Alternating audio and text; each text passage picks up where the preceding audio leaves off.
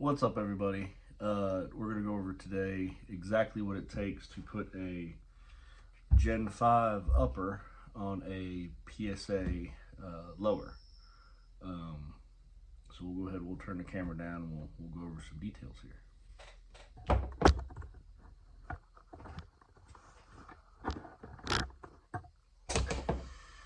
Alright, so what we have is a PSA Dagger S frame, which for those that don't know, the Dagger S is very similar to the Glock 45. In fact, it's so similar. That's a Glock 17 mag with the Glock 45 upper, as you can see. So this was kind of just something that I decided to do because I had this upper left over from this project, which we'll go over that in a few minutes to kind of show it to you. And this turned into a little bit more of an investment than I originally anticipated, but that's okay because it's still, you can't buy a Glock for what I have in this. Really, you can't buy the dagger, a complete dagger for what I have in this. So either way, we'll get started. Like I said, this is a Gen 5 Glock 45 upper and the PSA Dagger S lower. And as you can see, it works, reset. And then put a mag in it. Has last round bolt hold open, or last round hold open, I'm sorry. And reset and fire. So we'll go over this real quick, what it takes to make this happen. So this is a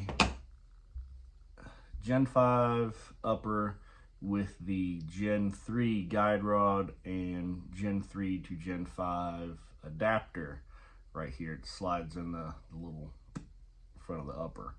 And so those are the two parts that are required for the upper to make it fit. Now for the lower, it's a little bit more in depth. You need to open this front here just a little bit of the lower in order for the upper to interface with it, because the Gen 3s are smaller than the Gen 5s. So very simple. You can just follow around with a Dremel. The sidewalls and the bottom here could be your guide. And you can take your time, make it real nice, or you can do it, real quick and easy, dirty, whatever you want. Your final product's gonna be what you put into it. Mine is super smooth. It's polished. It's a little discolored because the plastic got a little hot when I polished it, but that's okay. But the fitment is pretty daggone close. So that's the first thing you gotta do. You gotta open that up. Next thing is, that's it if you want it to work. Plain and simple. Now I took it a step further and I did the Timmy Alpha trigger. Now in order to make this work properly without issues, you need to get the OEM Glock trigger housing, OEM Glock extractor, and OEM Glock connector. I did the 3-pound connector and I polished all the internals. So I took the locking block out, polished the rails on it. I took the rear locking tabs out because on the PSA lowers, they're removable. I took that out and polished it. I took the extractor out and polished it. I took the connector and polished it before I installed it. The trigger bar, I polished it, and I think that's it. Oh, and the top of the drop-in piece right that the crucifix rides against, I polished it as well, so everything's polished. On the upper, I polished all the internals on it too. I polished the firing pin all the way up, the whole thing. I polished the safety plunger and the extractor bar in here, the plunger that holds pressure against the extractor. I polished it, as well as the outside of the spring. So everything's polished. Polish all the things. And the reason I do that is it just makes things run a lot smoother. Did the same thing with this gun. which we'll get to this in a second. Did the same thing with my Glock 19 I carry. I've got a Glock 43X I carry. I polished it too. The internals of both of those are stock because I carry them. So I didn't want to do too much with those. So they're completely stock with them polished internals. And then of course some optics. But this trigger right here is phenomenal. The Timmy trigger. I really enjoy shooting it. It works great. It's very unique the way it works in comparison to other triggers. This video is not on how the Timmy triggers work. There's a million other videos like that out there. Just they're worth the very cheap expense it costs to purchase them. I think they're right around 160 bucks. They're phenomenal. Highly recommend. I'll go over lubrication while I have this apart because I lube my guns very differently. I use a cleanse oil. This is the synthetic gun grease. So I'll do a thick bead right here on the locking block, both sides of course. Do a little bit across this edge, just to add some lube on there, and then a thick bead on the rear locking pins, and that's it for the cleanse oil. The next thing I use is the Loctite LB8008. This is a copper-based anti-seize lubricant. It's pretty nice. I was told to use this by a Glock gunsmith, so this is what I use. There's been controversy about this. I use it. I've had great success with thousands and thousands and thousands of rounds, so I will continue to use it. I will do a big glob on the Timmy triggers under what's supposed to be the crucifix right here. Big glob under here. I will do a glob between the trigger bar and the connector.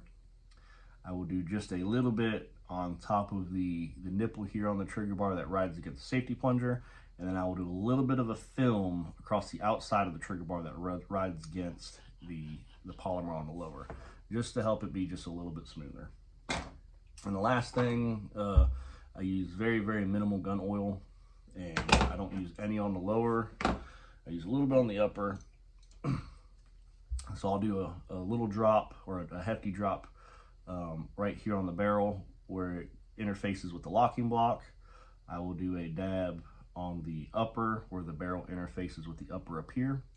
And then I'll do a couple drops on the barrel itself, and I'll just kind of massage it in with my fingers, just to kind of lube the whole barrel because it slides in and out of the upper, just to kind of give it a little bit of lubrication there. And that's really it with the gun oil.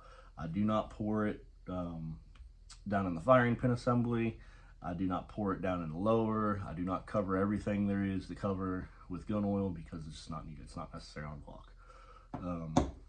Again, that's what was instructed to me by a certified Glock gunsmith. So that's what I do. And of course, when you lube this up for the first time, once you put it together and you rack it, you will have a huge glob of grease on the back of the upper. What I suggest with that is lock your gun open, take a rag, and wipe it off. And then you're good. Works very smoothly. A couple other things I did to this gun, as you can probably tell, I did the Tyrant CNC slide lock, or bolt or slide hold open, slide release, whatever you want to call it. And then I also did the pin sets in the Tyrant CNC.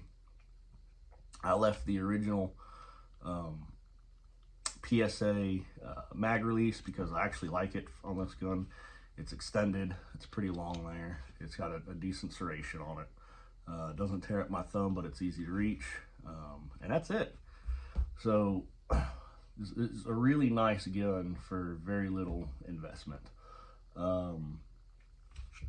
Trigger's pretty good. I'll show you got a little bit of take up there, kind of similar to a Glock take up, and then you've got a nice defined wall, short break. The reset is similar to Gen 5, and then the break again. So this trigger is far better than anything Glock has ever offered. It's pretty consistent weight, pretty consistent, trigger pull. I don't have a gauge to tell you what the weight is, just from the finger gauge. It's super consistent, super nice. I like it far better than the Gen 5 triggers, which the Gen 5 triggers, as everyone knows, are superior to all the previous triggers, and eons beyond what the PSA Dagger lower comes with. Big spongy, hooky thing. First thing I did was rip that out of there. And then, of course, the pins that come factored on this thing, they're roll pins, and they're absolutely horrible.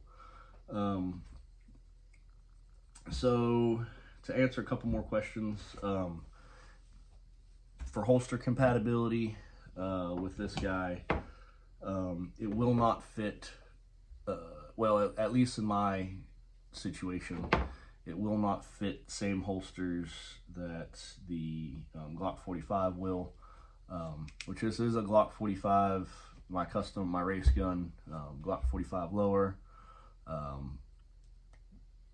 Very nice upper. It's a Norso upper with the Radian Ramjet afterburner, a barrel and comp combo. Bunch of Tyrant parts, and of course the Timmy trigger with the Johnny Glock's trigger housing. This thing right here is money. Super smooth. We'll take up glass rod break, very short reset glass rod break.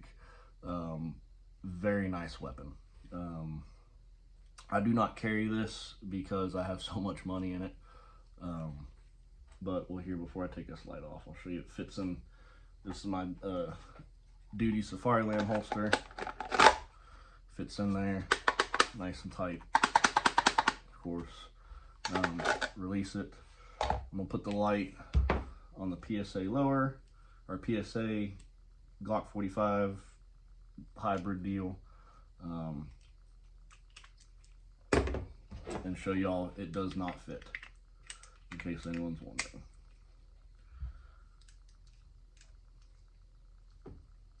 So, y'all just saw Glock 45 fits. PSA does not lock all the way in. It catches on a few different places, which I'm really disappointed that it doesn't fit, because that would have been awesome. I'm sure you can get, nicer holsters for this thing. Of course, you can get, your typical, $50 to $100 holsters. There's a million companies out there that'll make them. You shouldn't have trouble finding holsters for this thing, but this Safari Lamb does not fit properly. And that's about it. So the main point of this video is not to show off my other guns or anything like that. It's just to really give some instruction on what is required to make this gun, these parts, work together. Be that the Gen 5 upper on the PSA lower. Of course, you don't have to do, the aftermarket parts. You don't have to do the aftermarket trigger. You can literally just take the PSA lower that you get for 60, 65 bucks, however much it is at the time, and add the Gen 5 to Gen 3 recoil spring adapter and the Gen 3 recoil spring, open up the lower, and you will have a functioning gun. But of course, I wanted to take it a step further, make it nicer than what it originally was. So yeah, if anyone has any questions, drop a question in the comments below, and I'll do everything I can to answer them in a timely fashion. I'm gonna do probably a video next on this guy, more detailed, like a part list and stuff like that. I built this guy for race gun. This thing is phenomenal. Or if there's other videos or anything, obviously this will be my first video on this channel.